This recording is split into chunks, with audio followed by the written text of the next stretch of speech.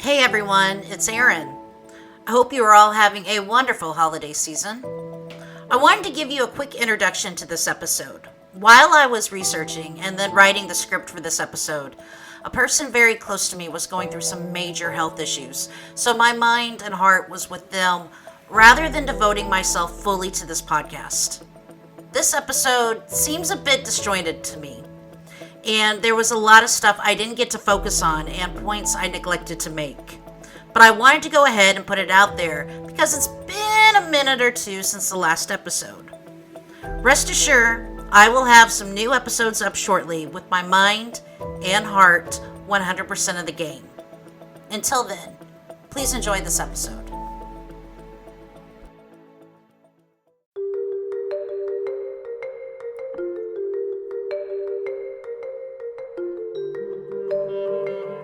My name is Erin Lasley. I've traveled many different roads in my life. I've been a law enforcement officer and first responder in the United States Coast Guard. I've worked in a couple of psychiatric hospitals, but now I'm a professional historian and podcaster. I've also had an interest in true crime for most of my life. In this podcast, I study some of the most notorious crimes through the lens of a historian and analyze what may have inspired criminals, investigators, and even society during the commission of those crimes and investigations. Join me as we look into the history behind the crime.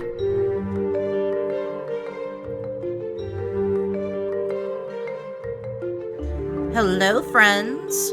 Welcome back to another episode of The History Behind the Crime. I am so happy to be with you here today. So last week I had my birthday and I turned the big 4-0. My fantastic neighbors allowed me to host a special game night at my place, which was awesome. I don't normally entertain, but I figured since the apartment was already clean, why not, right? So as I wrote this part of the script, I took a few moments to take stock of my life so far. Since they say it's all downhill from here, which I have a hard time believing because I already wake up injured, my back and my knee constantly hurt, and I already have a hard time hearing. Anyhow, I think it's funny how you think your life is going to turn out, and so far it's nothing as I imagined it would have been when I was a teenager. As a teen, I thought I would get a degree in criminal justice and forensic psychology and spend my life studying and profiling the bad guys in the world. I thought I'd be published, happily married, and kids, and all that jazz. Instead, I'm just published. And you know what? That's okay. I've had a spectacular life so far, and the good times definitely outweighed the bad. I am blessed with a few true good friends, a great, and not that all dysfunctional family, aside from my sister who feeds my true crime wardrobe. I have a brilliant career where I get to work with real heroes every day, and I have two of the best dogs in the world.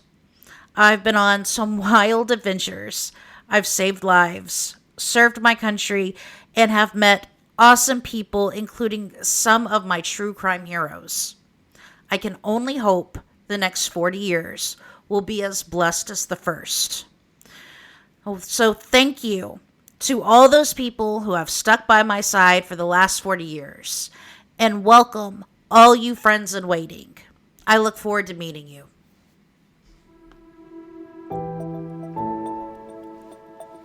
Speaking of dreaming about being a profiler when I was a teen, this episode I want to dive into the history behind criminal profiling, or what the FBI calls criminal investigative analysis. I also want to talk a little bit about myself. When I was about 13, I watched this movie called Silence of the Lambs. Have any of you heard of this movie? Oh, yeah, probably all of you. Cool.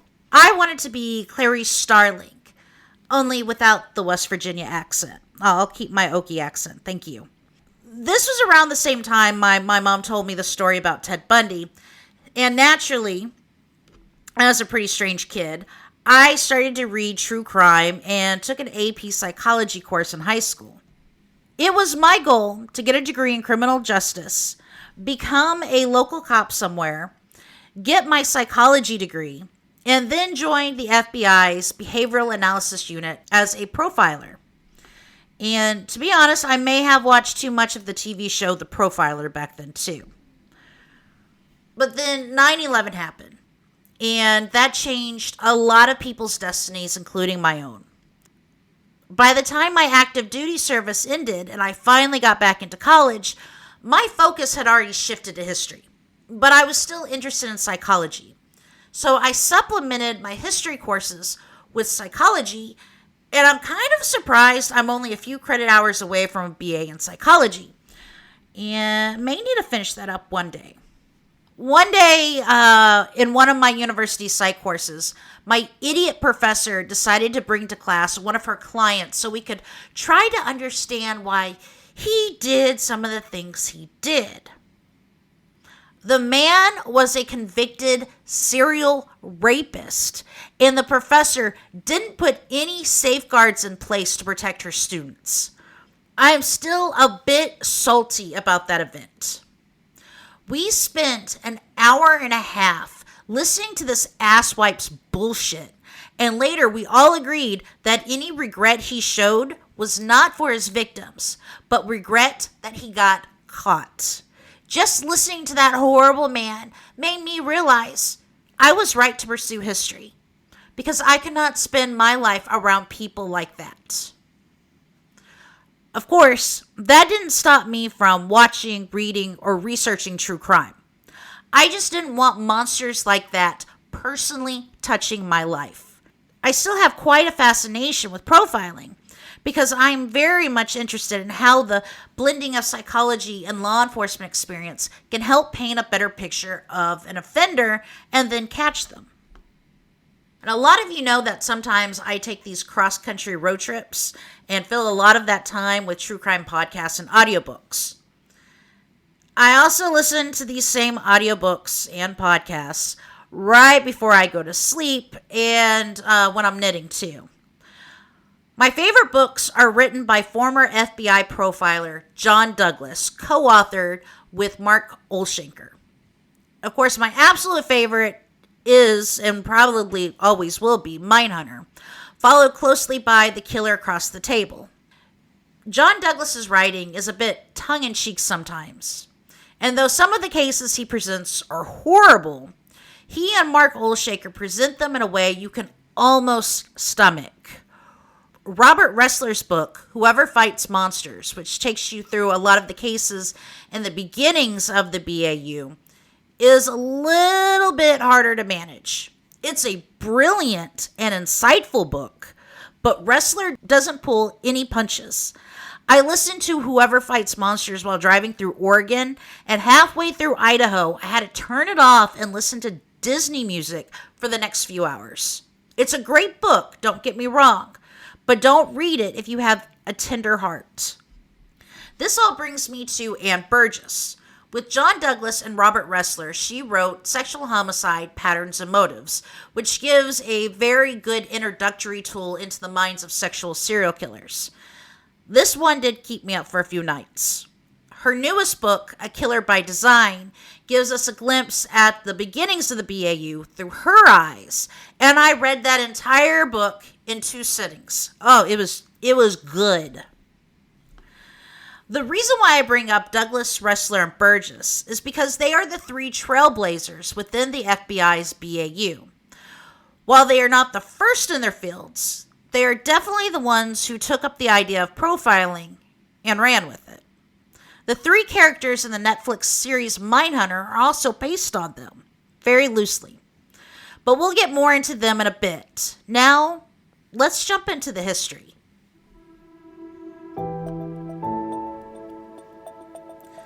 I'm not going to take you on a too wild ride into the past and start this off with going all the way back to antiquity, which I've done in the last couple of episodes.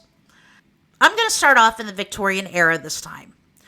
Certainly, criminal profiling can be traced further back than that. In fact, it can be traced all the way back to the Inquisition, when the Inquisitors tried to profile who could and could not be a heretic.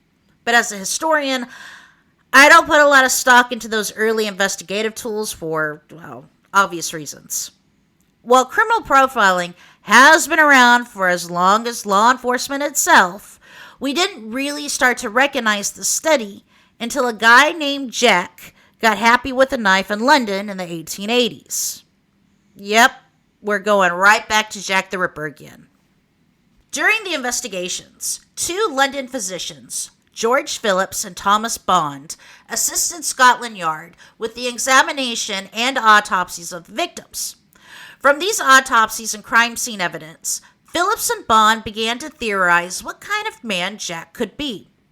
After the autopsy of Mary Kelly, Jack's last victim, Bond made some pretty interesting notes not usually seen in physician reports at the time.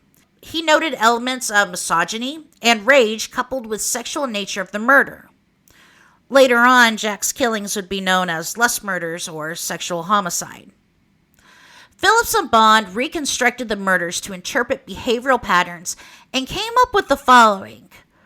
All 5 of the murders were committed by a man who was physically strong, composed, and daring.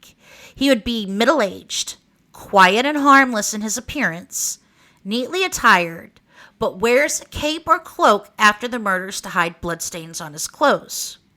He would be a loner, with no real occupation because he is eccentric and mentally unstable. Bond is quoted as saying the murderer is a man of solitary habits, subject to periodic attacks of homicidal and erotic mania, and the character of the mutilations possibly indicating satyrisis, which is a fancy way of saying like hypersexuality. Bond was also opposed to Scotland Yard's theory that the killer was a doctor or had medical training. Bond believed Jack possessed no medical training or knowledge of anatomy. Bond stated the gaping wounds of the victims were not consistent with training of a medical expert or even, quote, even the technical knowledge of a butcher or horse slaughterer. Back in the 1880s, Bond and Phillips' observations probably weren't all that respected by the investigative authorities, but today we see nuggets of true criminal profiling within their theory. Bond and Phillips took what they had learned from other criminal investigations and made an educated guess on the kind of man Jack was, and their profile mirrors what we see in sexually motivated killers today. Most criminal profiling takes place before a killer is apprehended. Profiling is used to navigate through the list of suspects and focus in on a particular offender. However, profiling has been used on criminals to gauge how they would react to an event, used during interrogations to get a confession, and by prosecutors when questioning a defendant on the stand. One of the best examples of this in early profiling was Walter C. Langer's profile on Adolf Hitler, the ultimate douchebag. Langer was a Harvard-educated psychoanalyst with German roots who studied under Anna Freud in Austria and hung out with Anna's father, Sigmund Freud. While in Austria, Langer also helped Jewish scientists and anti-Nazi activists escape into neutral Switzerland.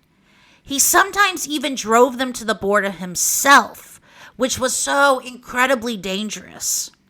This is one of the reasons the U.S. Office of Strategic Services, also known as the OSS and the precursor to the CIA, approached Langer in 1943. The OSS asked Langer to psychoanalyze and to create a profile on Hitler, mainly because they wanted to know how Hitler would react when Germany lost the war. Using speeches, the trash novel Mein Kampf, and interviews with people who knew Hitler, Langer developed a 135-page profile of the Emperor of Douchery. Now, while the OSS claimed the profile wasn't laced with propaganda, some of it is slightly questionable, but I'm willing to give the report a pass considering the heinous nature of the subject. Langer came up with the following. While Hitler was meticulous, conventional, and even prudish about his appearance and body, he did not exercise. However, the man was in good health and unlikely to die from natural causes anytime soon. Langer believed Hitler's mental health was deteriorating, given his manic phases and extreme fears of syphilis, germs, and even moonlight, which is called selenophobia. I actually had to look that one up. Hitler hated learned and privileged people, but enjoyed classical music and Richard Wagner's operas. So it sounds like Hitler was envious of the intelligentsia, but wasn't smart enough to be one of them. Langer concluded Hitler probably had an Oedipal complex. Yep, he wanted to get with his mommy. And had strong streaks of sadism. No shit. It was possible, Langer went on, that Hitler loved pornography, dabbled in homosexual relationships, and derived sexual satisfaction from having women urinate and defecate on him. Gross. Langer diagnosed Hitler as a probable neurotic psychopath, which is not a big stretch of the imagination there. Or perhaps bordering on schizophrenia, which somehow I highly doubt. Because of Hitler's declining mental health, Langer wrote, his psychological structures might collapse in the face of imminent defeat, and he would likely commit suicide or order somebody to kill him. You know?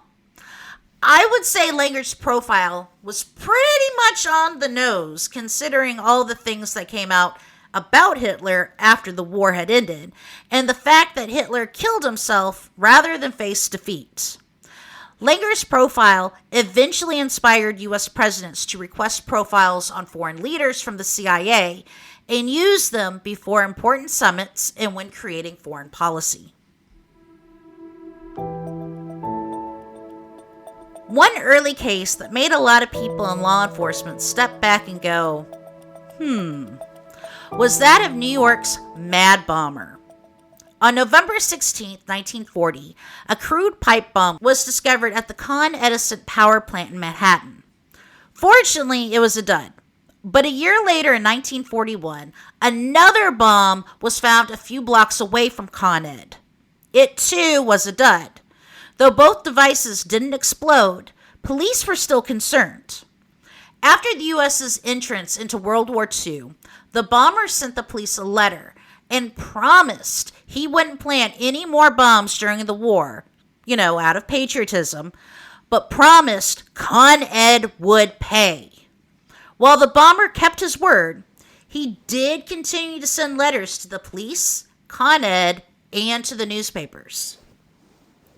The bomber kept his promise until 1951, and in between then and 1956, he planted 33 bombs in public buildings in New York, 22 of which exploded and injured 15 people. When 1956 rolled around, the police were getting pretty frustrated that they couldn't catch this guy and approached psychiatrist Dr. James A. Brussel, who was also the New York Assistant Commissioner of Mental Hygiene. Dr. Brussel studied crime scene photos and the letters the bomber wrote and came up with a profile of the offender. He would be unmarried, middle-aged, heavy-set man who was also neat and tidy. He would probably live with a sibling and would be a skilled mechanic from Connecticut. Probably Roman Catholic immigrant who had an obsessional love for his mother. They all had mommy issues. Obviously, this man would have a personal vendetta against Con Ed. One more thing, just for shits and giggles. The offender would be wearing a double-breasted suit, fully buttoned, when he was finally apprehended by police. Unlike our two doctor friends during the Ripper investigation, police took Dr. Brussel seriously and used the profile to catch their bomber. And they did. They found middle-aged George Metesky of Waterbury, Connecticut. George was a heavy-set, former employee of Con Ed, a skilled mechanic, a foreign-born Roman Catholic who lived with two of his sisters. When police found George at his home, he wasn't quite dressed, but when he came out of his room after given permission to dress, he was wearing a double-breasted suit, fully buttoned. Though George did confess to the bombings, a judge declared him unfit mentally to stand trial, was committed to the Mattawan Hospital for the Criminally Insane. He was released in 1974 and died in Waterbury at the age of 90 in 1994. Dr. Brussels went on to assist the police in several other criminal investigations, including the Boston Strangler. This all leads up to the 1970s, the FBI, and the golden age of serial killers. I know some of you have been asking, if offender profiling was so great, why didn't the FBI pick up on it before the 1970s? We can blame J. Edgar Hoover for that. Hoover was a straight-laced, and I use the word straight very loosely with this man, and a no-nonsense kind of guy. He was a facts, just the facts man, who didn't put a lot of stock into all that psychology mumbo-jumbo stuff. He liked his agents to be white, men, dressed in black suits and ties, and have degrees in law or accounting. When Hoover kicked the bucket in 1972, the FBI began to loosen up just slightly enough for two agents to form the Behavioral Science Unit. Agents Patrick Mullaney and Howard Teeton are pretty much what you expect from a profile team. One had a psychology and history degree, and the other one had deep law enforcement experience. Mullaney was more of the clinical and scholarly agent, while Teeton had spent some of the 1960s testing his profiling theories and practices. In 1970, Teeton provided his first profiling as stabbing death, which proved accurate. That year, he teamed up with Mullaney, and together they created a criminal psychology program at the FBI Academy in Quantico, Virginia. This program taught officers and agents behavioral analysis as an investigative tool. Law enforcement used these tools in lessons in investigations and hostage negotiations. For 2 years, Teeton and Mullaney built the foundation of the BSU and were successful in aiding police in the kidnapping case of a 7-year-old girl. In June 1973, Susan Yeager was kidnapped while on a family camping trip in Montana. Despite many leads, the case stalled and police requested the assistance of the FBI.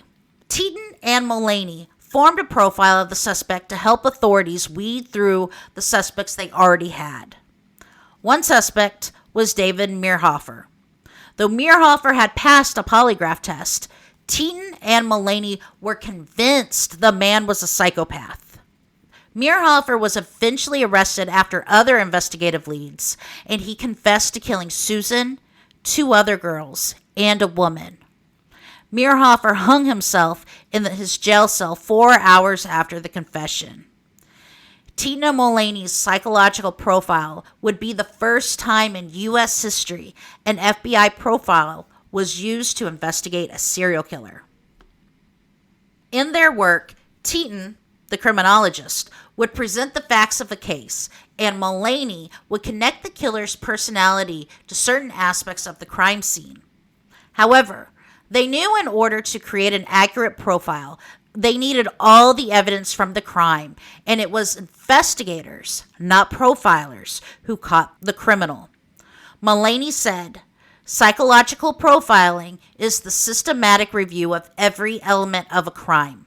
It is best served when all of the material is present for review and sufficient time has elapsed to allow investigators to gather all the evidence possible. In short, psychological profiles provide an investigative tool, but does not replace the detective."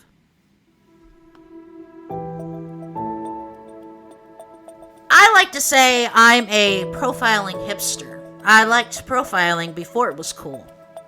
Before Criminal Minds and Mindhunter. But that's only because I'm a nerdy freak. I think most people who have an interest in true crime have followed criminal psychology profiling for a while now, and we were just so overjoyed when in the last few years we welcomed a whole new group of freaks to our family after the Netflix show Mindhunter blew everyone's minds. Now, it's pretty acceptable to talk about Ed Kempler and his exploits in public. Okay, yeah, maybe not the thing he did with his mother's head, but, anyway. The show gave some a peek into the three dynamos that took profiling and pretty much codified it. It also educated its watchers that profiling is not just purely a guessing game, but there's some real psychology and criminology behind it.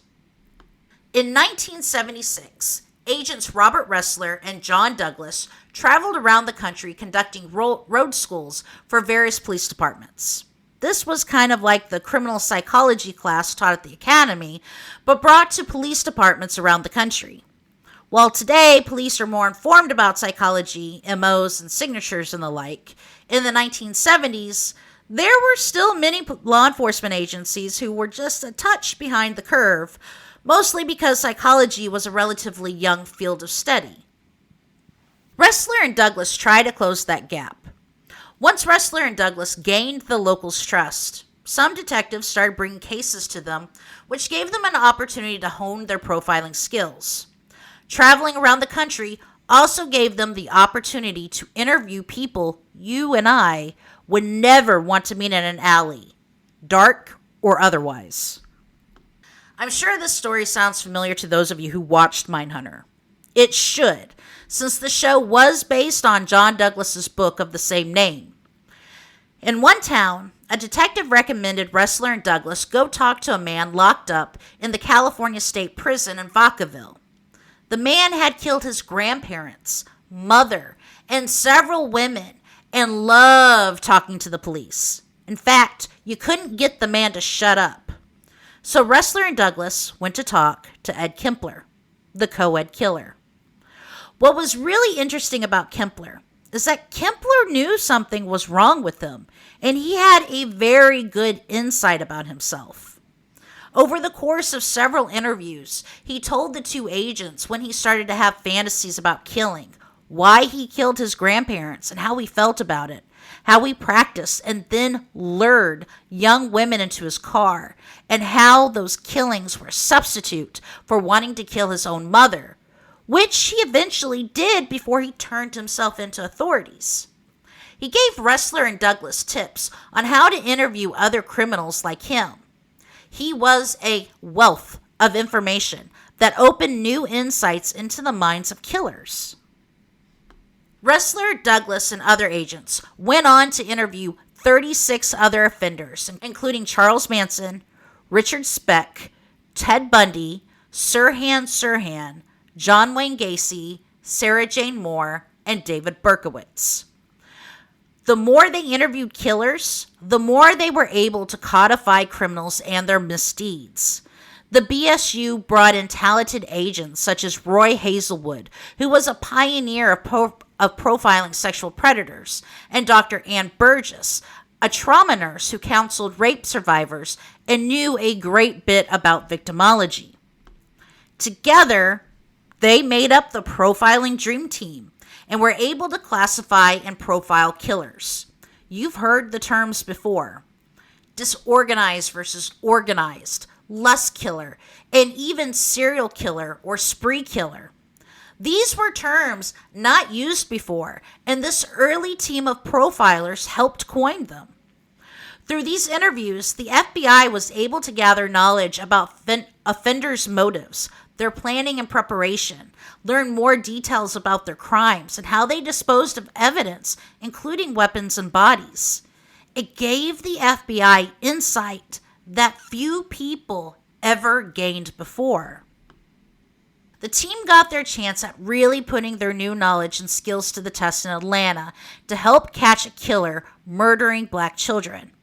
The show Mindhunter did give us a glimpse of what the team did, from forming a profile, trying to lure the offender to a memorial service and a benefit concert, to even staking out bridges in the hope of catching the killer dumping a body.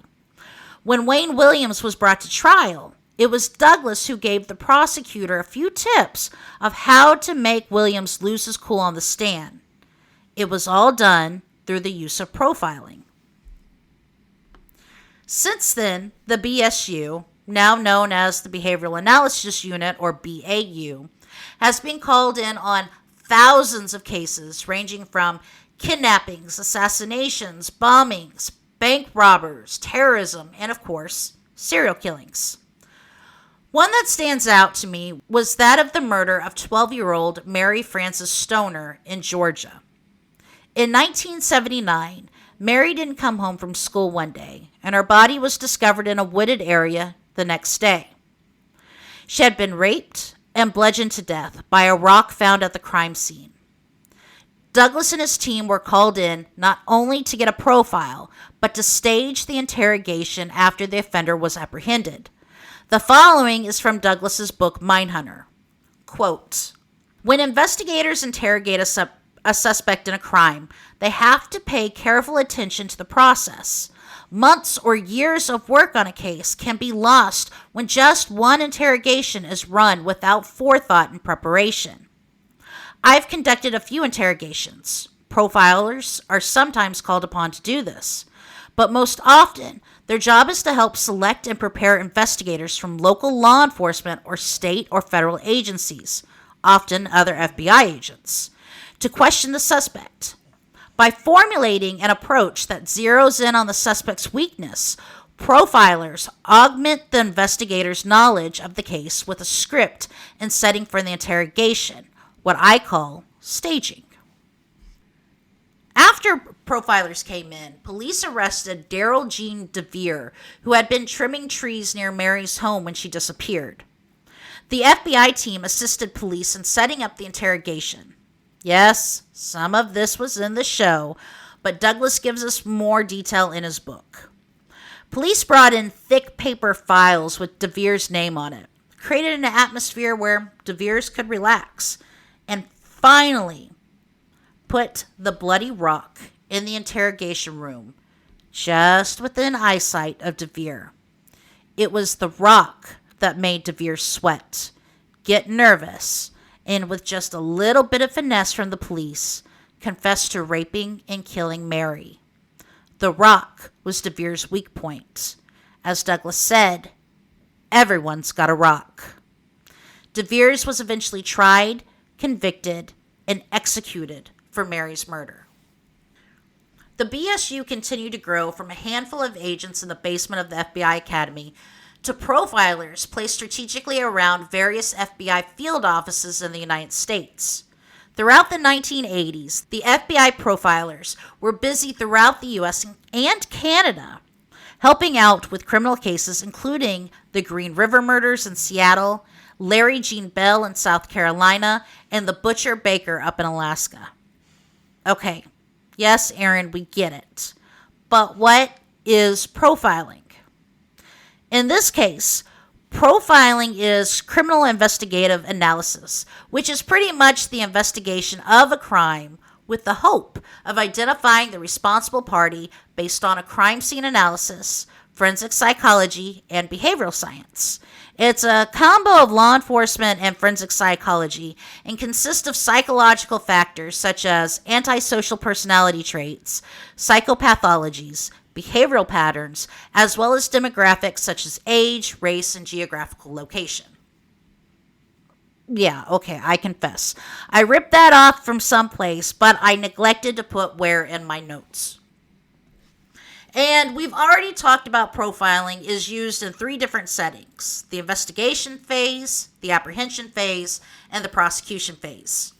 In the investigation phase, profilers and investigators determine whether crimes are linked or not, develop a plan to apprehend the offender, and assess the likelihood the offender will escalate or not. And we've all seen something like this on Criminal Minds. During the apprehension phase, profiling is used to predict where to look for the offender, determine what information should be included in a search warrant, and how the offender will react once caught. During the prosecution phase, profilers act as experts in court to link crimes based on forensic evidence, connect an alleged perpetrator to a series of crimes, and advise the prosecutor on how they should question the offender when on the stand. These are strategies the early team formed in the technique of profiling. Now, none of this happened without some blowback and criticism from within and outside the FBI. Some psychologists had some misgivings about the scientific solidity of this early profiling because Ressler, Douglas, and other FBI agents were not psychologists, and some flaws were found. Psychologists weren't saying it was bad. They were just pointing out some of the holes, and more modern profilers agree that early profiling was rough, but the team was right more often than they were wrong. This makes me think of the homicide of Carla Brown, and I'm talking about they were right more times than they were wrong. In 1978, Carla and her fiancé moved in with each other, but shortly after the move-in, Carla's fiancé found her body in the basement of their new home. Carla was found half naked, her head in a bucket of water with her hands tied behind her back. She had been strangled. After some investigation, the police called in FBI profilers to assist. After reviewing the crime scene photos and evidence, Douglas came up with a very precise profile. He labeled the killer as disorganized and unsophisticated, and that the original intent when going into the house was not murder. Douglas believed Carla had spurred the killer's sexual advance, and he had lashed out. The killer was a white male in his late 20s, high school education with some vocational training. He would have an unkempt appearance. It was likely the police already spoke to him in that he had even passed a lie detector test. Douglas believed the killer knew Carla's routine and therefore lived or worked nearby. The killer likely left the area for a while after the murder and would spook easily. Oh, and this one little detail. The killer would drive a red or orange Volkswagen. The investigators later arrested John Prant for Carla's murder. Prant was a white male in his late 20s, unkept, high school education.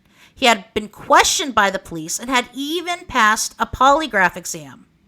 Prant was one of Carla's neighbors, and it was discovered Prant killed Carla after she wouldn't have sex with him. He also drove a red Volkswagen. While obviously there's not a lot of psychology in there, the profile helped police hone in on Prant. This early profiling was a lot of using investigative experience, offender interviews, and interpreting the crime scene victim and evidence rather than relying on psychology. Today, profiling still uses criminology, but also studies and techniques developed by forensic psychologists and psychiatrists. Within the BAU today, FBI agents work side by side with psychologists, and the FBI contracts various universities to study certain criminal phenomenon, such as, the link between burglary cases and sexual crimes. That alone makes me think of Joseph DeAngelo, the Golden State Killer.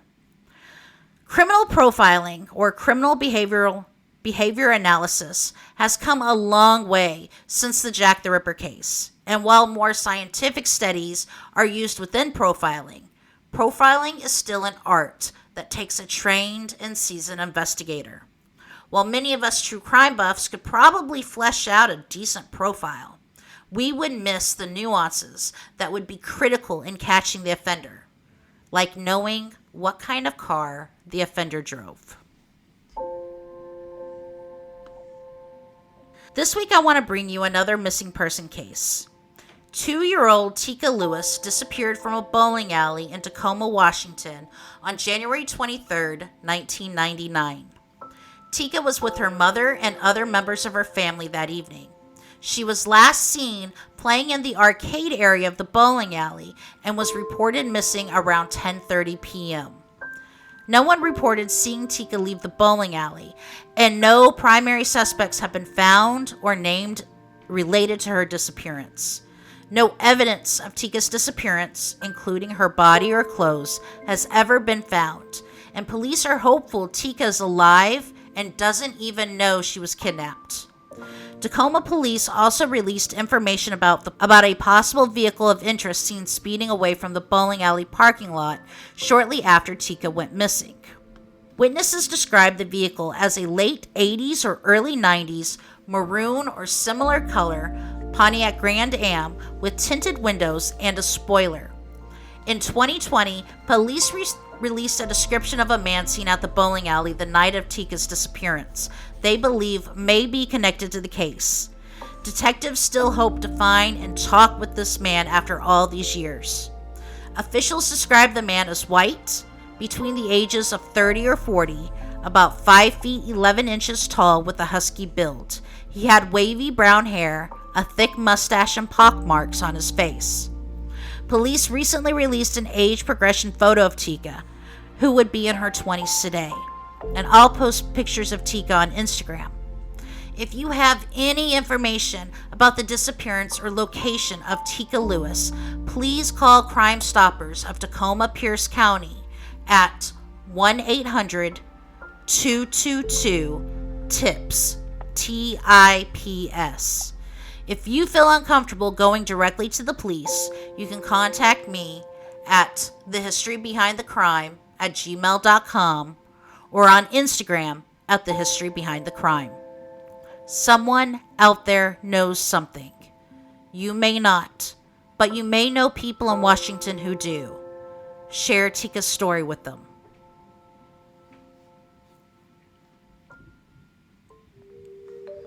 Well, that sums up another episode of The History Behind the Crime. Dear friends, I love hearing from you guys, and please email me or message me on Instagram if you have any questions, suggestions, or any personal true crime stories. I would love to hear about them. Don't forget to like and follow the podcast wherever you listen to it, and I'll be back next time with another true crime thriller, or at least a nerdy true crime history story. In any event, do me a favor, take care of yourselves, and take care of each other. Bye.